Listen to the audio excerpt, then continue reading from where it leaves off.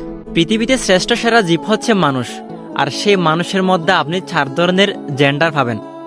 Number 1 হচ্ছে পুংলিঙ্গ, স্ত্রীলিঙ্গ, উভয়লিঙ্গ, ক্লীবলিঙ্গ, 4 ধরনের। So আপনি কি কখনো ভেবে দেখেছেন গাছেরও এরকম জেন্ডার আছে? সো আমার পিছনে যে পেঁপে গাছটি দেখতে পাচ্ছেন, এটা হচ্ছে একটা এই ক্লীবলিঙ্গ কিংবা উভয়লিঙ্গ বলা যায়। সো দেখেন এই গাছটা মার্শাল্লাহ খুবই সুন্দর। আসলে হয়তো দেখতে পাচ্ছেন এটা কোনো পুরুষ লিঙ্গ কিংবা স্ত্রীলিঙ্গ নয়। আর আমার অপোজিট সাইডে দেখেন এটাও একটা পেঁপে গাছ, অথচ এই গাছের মধ্যে বিভিন্ন ধরনের এই পেঁপে আছে। ধরুন একটা ছোট একটা মোটো, এটা কিন্তু আর কখনো মোটা হবে না, কিন্তু এটা মোটা হয়ে গেছে। মানে এক একটা ফলের এক এক ধরন কেমন। আসলে ঠিক আমি বলতে চাচ্ছিলাম কি, মানুষের যেমন এই বিভিন্ন ধরনের জেন্ডার আছে, গাছটা কত সুন্দর তাই না? ওই যে সবগুলা গাছ আছে দেখেন, অনেক ধরনের পেঁপে বাগানের মধ্যে গাছ আছে কাইন্ড অফ এই পাপাইয়া। দেখেন এটাও একটা পেঁপে গাছ।